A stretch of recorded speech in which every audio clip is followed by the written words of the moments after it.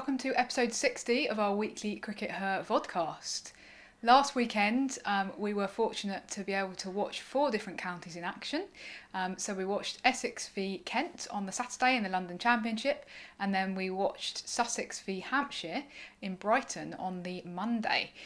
So we've now seen 6 counties in total this season, Sid. And you had kind of been reflecting in last week's podcasts on the advantages that you thought that the system, the new kind of professional regional setup, had brought to many of the players. Having seen a little bit more domestic cricket now, is that still your reflection? Yeah, I think that's definitely the case. I think that the regional players that we're seeing, we've seen some good step ups. We saw a great contribution from Jo Gardner, for example, in the Essex v Kent game. She has been a professional for only 7 or 8 months now, but I think that you saw in the way that she's standing up and making her contribution count for Essex there. So I think that was a great example of that. I think that I'm starting to have a little bit more of a nuanced take overall, though. I think that one thing we need to bear in mind is that where we're getting to is it's a journey. There's still a long way to go, and we need to be careful of putting too much pressure on these new professionals. And remember that we're not where Australia are still. We're where Australia were 4 years ago, and the quality is really going to come out over the next 4 years. So we need to be a little bit careful, I think. And I was a little bit guilty of getting overexcited about things. And we need to just kind of ensure that we don't put too much pressure on those players to expect them to be playing for England, within a year or whatever. That sort of thing's going to come over time. So that's important. The other thing that's given me a little bit of pause was one performance that we've seen over the last few weeks, which has stood out head and shoulders above everything else we've seen.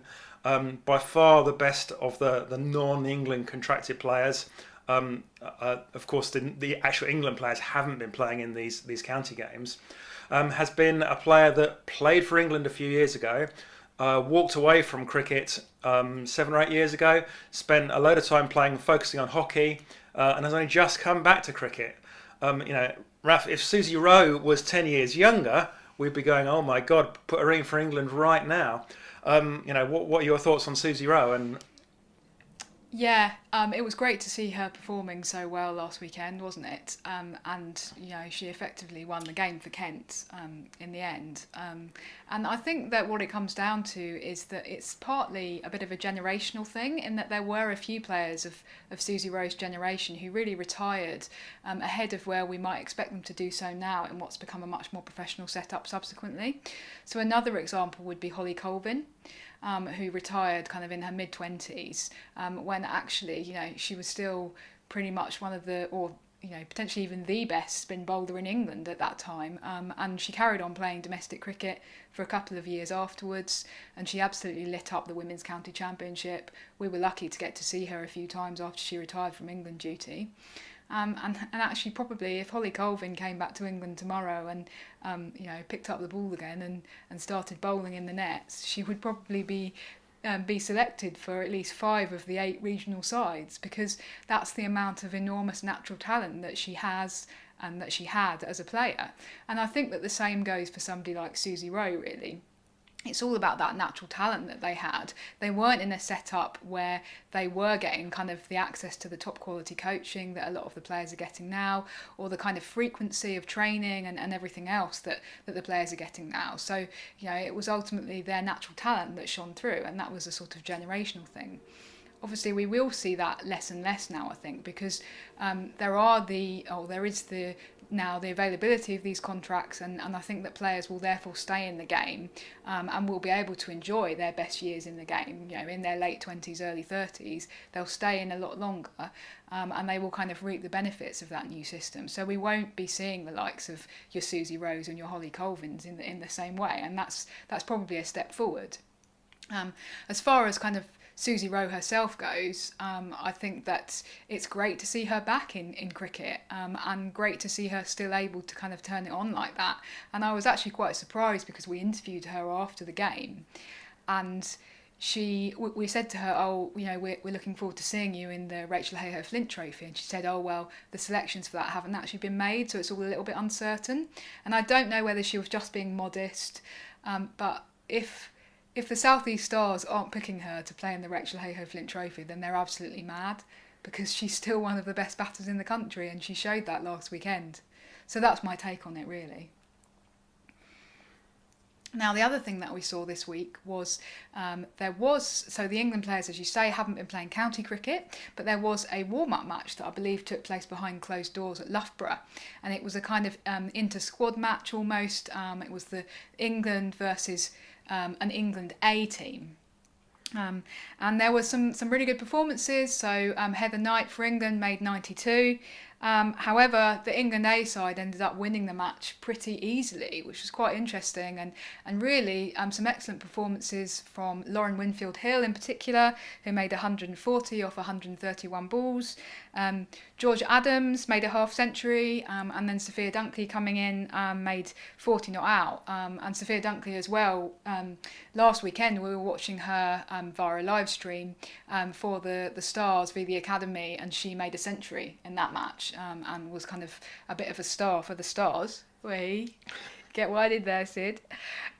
So some really interesting performances going on, and especially in the light of the fact that we aren't too far away from the international season starting now, Sid.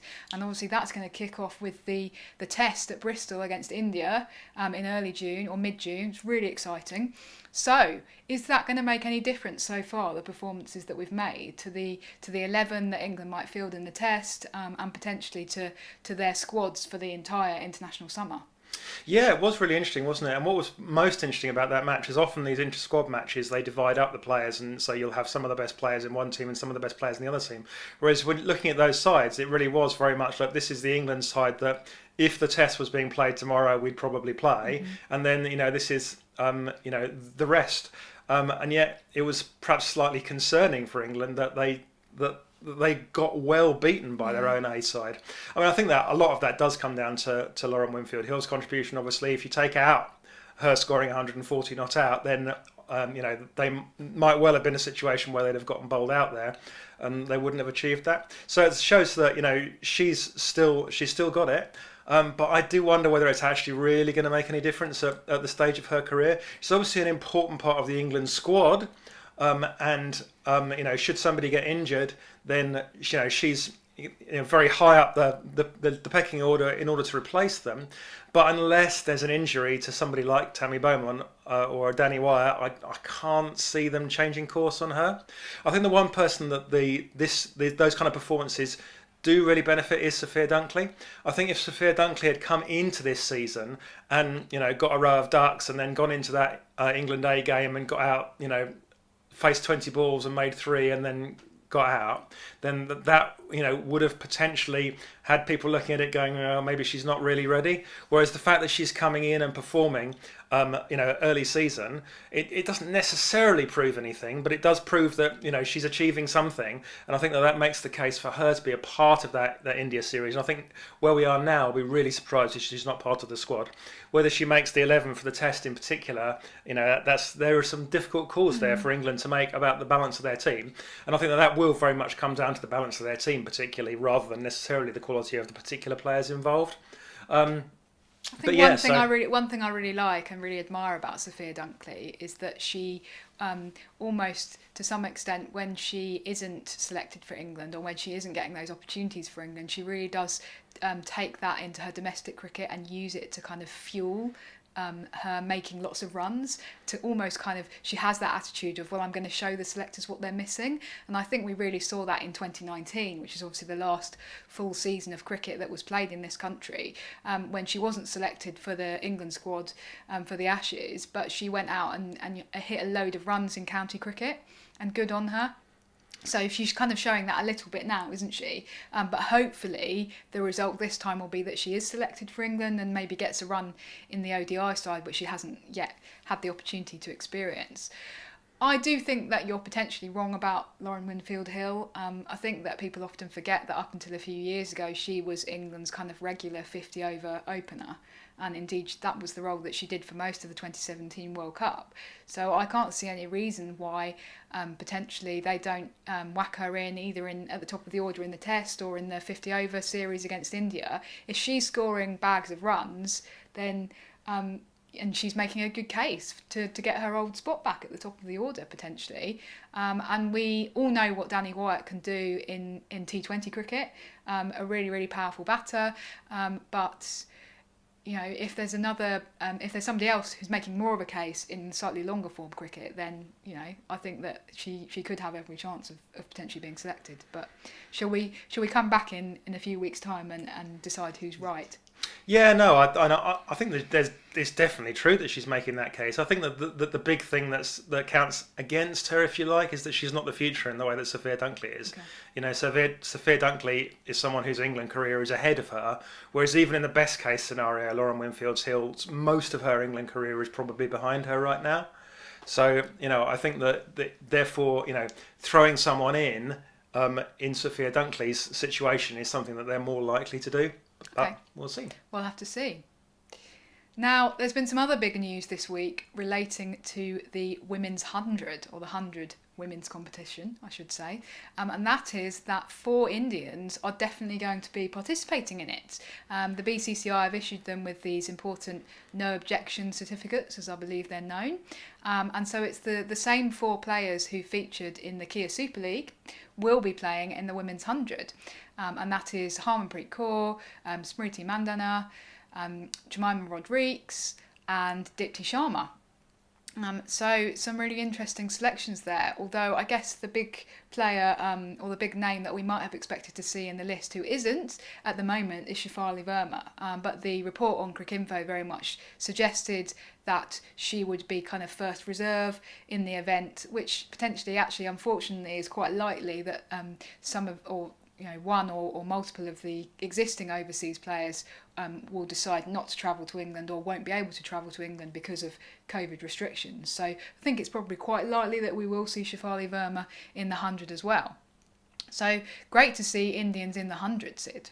Yeah, well, I think that there's first of all, it's a huge positive that the Indians are still coming. So they're still, the plans are obviously still going ahead for the Indians to visit and to play their international series and to play in the 100.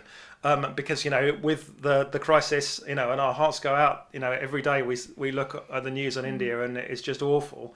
You know, and with the IPL being cancelled, there are obviously more concerns that maybe that couldn't go ahead. But clearly at the moment, the plan is for that to go forward. And I hope that people see that as good news, that, you know, that cricket can bring people together and bring a bit of, you know, positivity to the world at the moment. So I think that's great. And you know, it's great to have 4 more, you know, quality players playing in the 100. I think it's interesting that we see the kind of connections that have been built up from the Super League, you know, kind of repeating themselves. We see Harmanpreet's gone up to Lancashire, where she's played before. Manchester Originals. Jemima has gone to Yorkshire, where she played in the Super League. Dipti's gone to London Spirit rather than the Western Storm, but of course it's the same coach, it's Trevor Griffin. So all 3 of them have kind of used their existing links, you know, and they're obviously working with people that know them and feel comfortable with them. And Smriti going down to Southern Brave, well, you know, there are worse places for her to be than with the Brave, I think. And I say that as a Vipers fan that I guess is going to be, you know, become a Brave fan by default. So, it will take a brave man not to. Very good, Sid. I can see you coming up with some brilliant headlines over the summer. Watch out for those. It's interesting that it's the selection of the particular Indian players does also reflect this kind of what's potentially going to end up being even more dominance of batters over bowlers in the 100 competition. Obviously, with it being a shorter format, it's even more necessary to kind of have people who can, you know, hit it hard and hit it far and score at a quick rate. And also, I guess, potentially from a bowling perspective, you want somebody who I think that Dipti Sharma does represent this kind of bowler. Somebody who can bowl a lot of dot balls is really even more necessary, isn't it, in the 100, rather than somebody who's going to take wickets. Yeah, the 100 is one of the nuances that's going to come out. I think is the fact that the bowlers have even less chance to make an impact. They've got. I mean, you can go, oh, they've got 4 balls less than they have in a 2020, but that 4 balls represents a significant percentage of what they're going to do over the season, and it becomes even more about the batters hitting the big runs and the bowlers being there to just be the cannon fodder for that. And if you're being cannon fodder, what you actually want to do is to make sure that you're not that. And so, it's going to be a crucial skill for bowlers to bowl dot balls. Is that going to make the 100 more exciting though, Raf?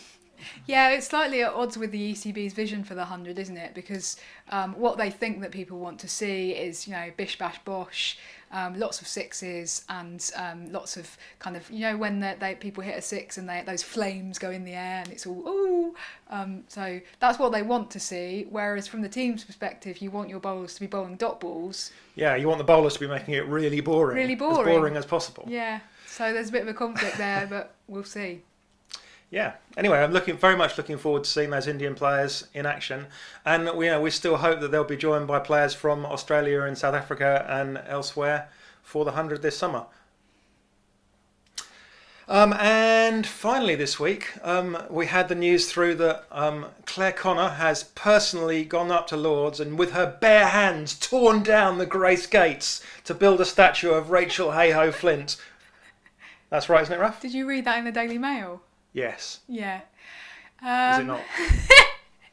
It's not quite accurate, Okay. but there's kind of some semblance of the truth in there, in the sense of obviously there's been this story doing the rounds this week, but apparently it's been development for quite a long time, and it's a little bit of a storm in a teacup that Claire Connor obviously is going to be taking over the MCC presidency in October, is making plans and is kind of developing plans to erect a statue of Rachael Heyhoe Flint at Lords, and then there are a couple of angry MCC members saying that they don't think that this should happen. That's just to summarise roughly what was said. Yeah. Very good impression, thank you. But as far as we are now aware, there are also plenty of MCC members who are in support, so perhaps it's been slightly blown out of proportion. But there was an interesting blog from an MCC member who had a kind of slightly different perspective to the ones that were reported in, I think it was the Times who ran this big story, because the people in the Times were kind of saying, why should we have her because she's a woman, why should we have a statue of her? And obviously that's complete nonsense. But I did think that this particular blog by an MCC member was interesting. It was a bit of an alternative perspective. I'll just read out a quote. And he said, "My objection is that Rachael Heyhoe Flint was in opposition to the necessary exclusion of South Africa from international cricket in the 1970s and beyond." So for anyone who isn't aware, which probably most people would be, in response to this kind of apartheid system that was in place in South Africa, in the 1970s there was and beyond, there was an international sporting boycott of South Africa instituted globally. And the idea was to try and put pressure on the South African government to end this regime and to kind of hit them where it hurt because of the importance that South Africa, that sport holds to kind of South African cultural life. And there's various arguments about the extent to which it kind of did contribute to the eventual fall of that horrendous regime. But it's certainly true that, and I don't think it's particularly talked about or well known by people, that Rachael Heyhoe Flint was kind of against this sporting boycott. And she did write in her autobiography that she felt that sport and politics shouldn't mix, and that the government shouldn't be interfering in people's kind of freedom and free right to go and play in South Africa if they wanted to, and she did support the kind of unofficial tours, women's tours that took place of South Africa in the late 1970s and early 1980s before the Women's Cricket Association kind of put their foot down and put a stop to it. So that's certainly true that was an opinion that she held, and I do think that we need to perhaps talk about, when we're talking about erecting statues of people, we perhaps need to talk about them in more nuanced terms.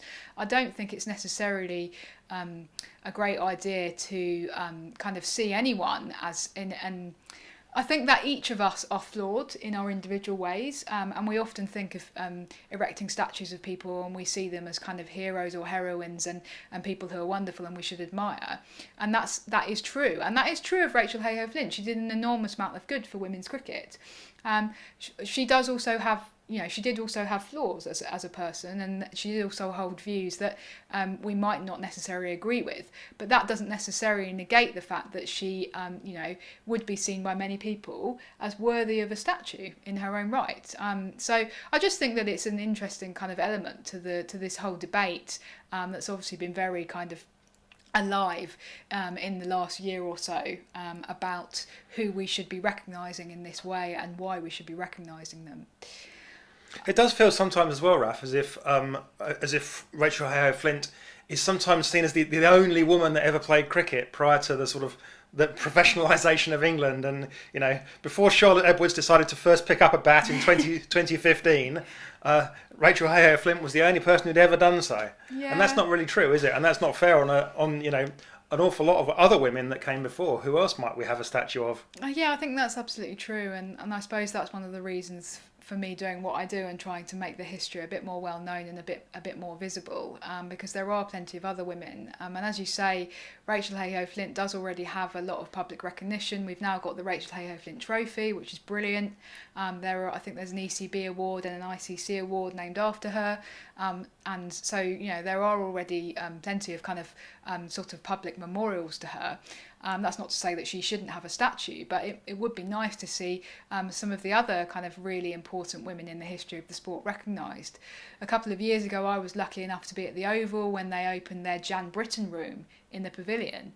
So they now have a room that's a permanent recognition of the great contribution that Jan Britton made to Surrey cricket and to women's cricket, and I think that more clubs should follow Surrey's example there. I think that there are plenty of other people who we might consider, who are really kind of important movers and shakers both on the field and behind the scenes in women's cricket. People like Molly Hyde, Netta Reinberg, Audrey Collins, those kind of people without whom women's cricket wouldn't have got to the stage that it was at, in a way, when Rachael Heyhoe Flint kind of first came into the scene sort of in the 1960s and 1970s and really made a difference herself. But I think it's important that other people are recognised as well. So that's my view on the whole thing. Okay. Anyway, I think that's pretty much it for this week. Thanks so much for tuning in, and we'll see you in a week's time. Bye for now.